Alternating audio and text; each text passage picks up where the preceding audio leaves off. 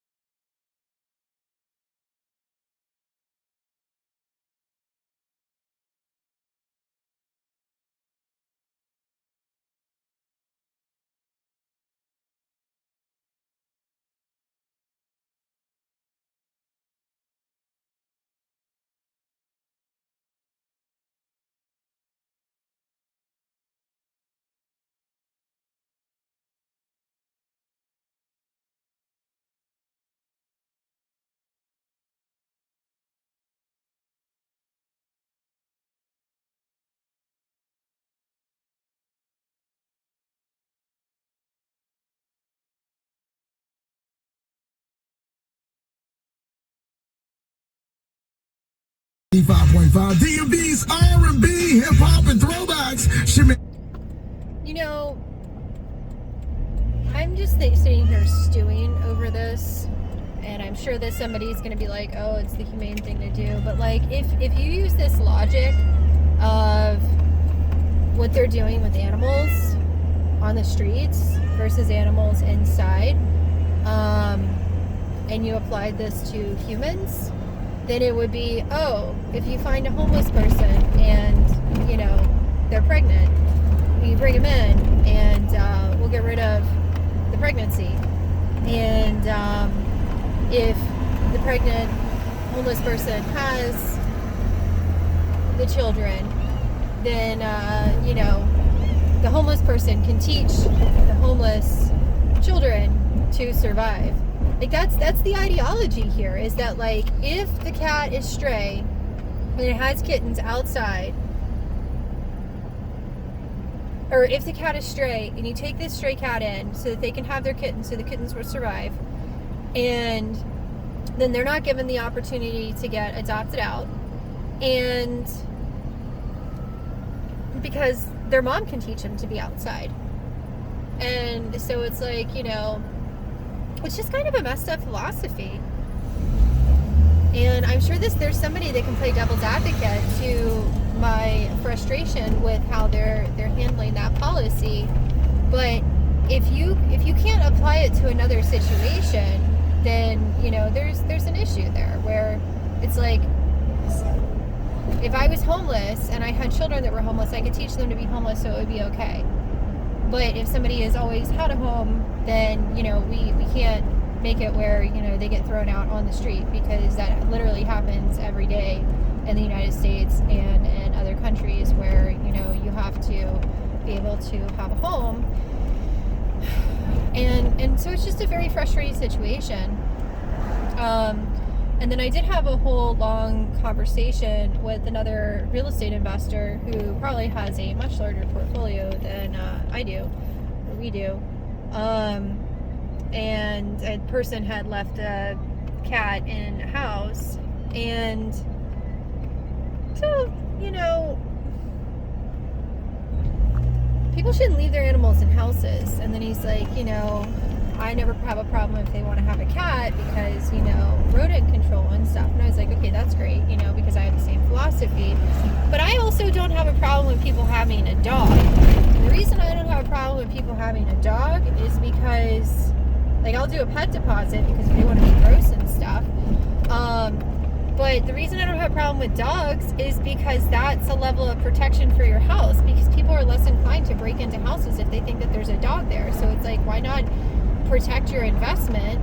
I understand that, like, some people are, you know, not good with having dogs and stuff. You can do an interview with the dog, and if the dog is a destructive dog, then no, they can't have it. But the lady was like, you know, what about the dogs? Because the dogs can't live outside at all. So then we have all these dogs, and the dogs get put down, and blah blah blah blah. And it's like, okay, well, if landlords would alter their policies on having dogs and stuff, yes, they require more maintenance and upkeep than cats do.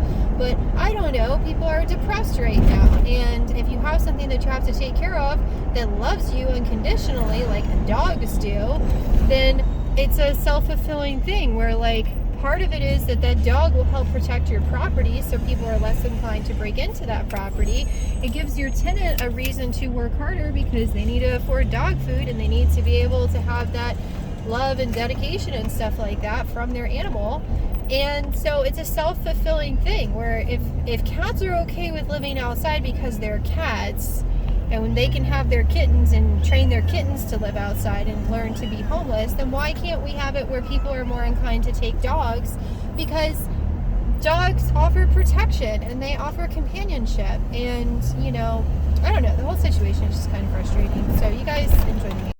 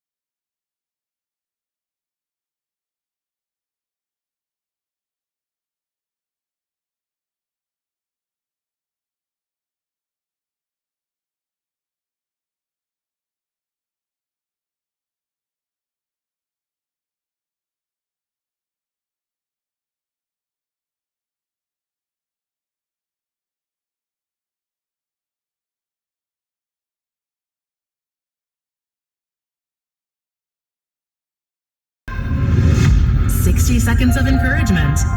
This is Molly's Minute on Bright FM. We hear you. Thanks.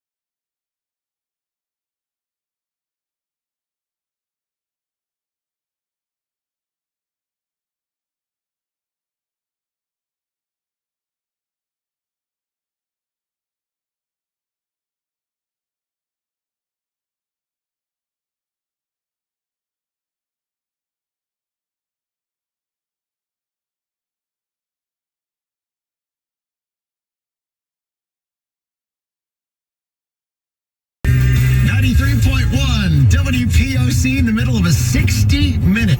Francis called.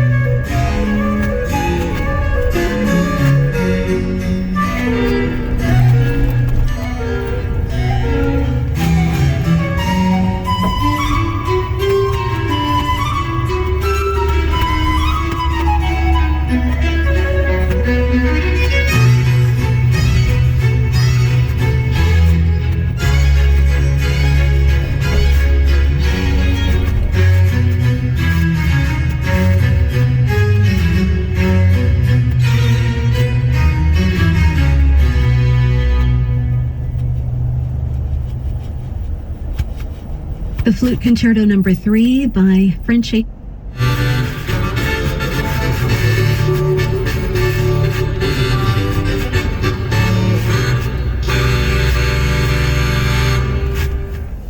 Some fun music from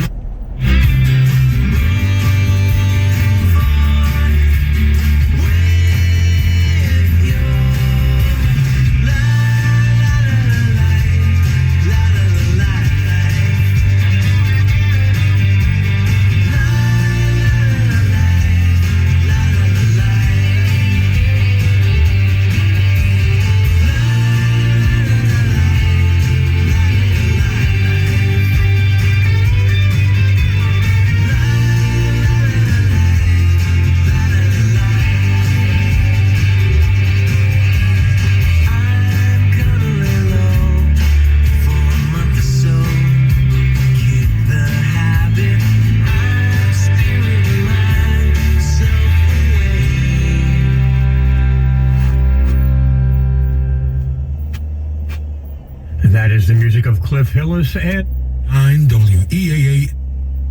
the House has been without a speaker, and they're I'm Kareem Abdul-Jabbar. I learned more important.